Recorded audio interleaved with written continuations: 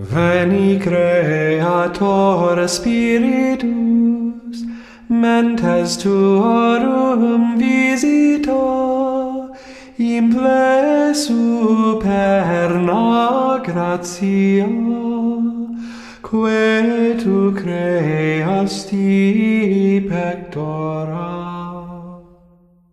Qui diceris Paraclitus, Altissimi donum Dei, fons vivus in iis caritas, et spirit aliis unctio.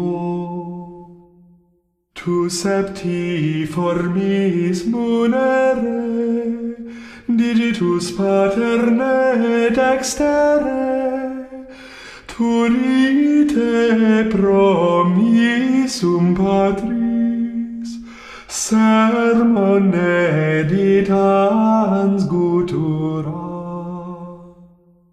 Accende lumen sensibus, infunde amorem cordibus, in firma nostri corporis, virtute firmans perpeti.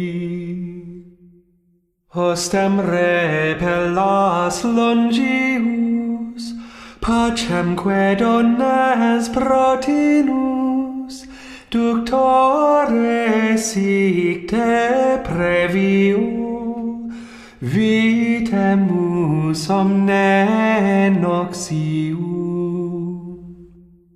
Per te sciamus da patrem, noscamus atque filium, teque utriusque spiritum, credamus omni tempore.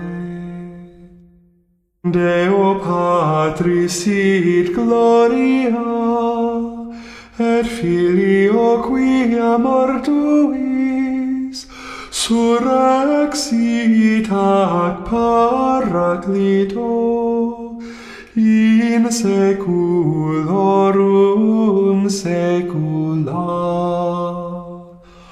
Amen.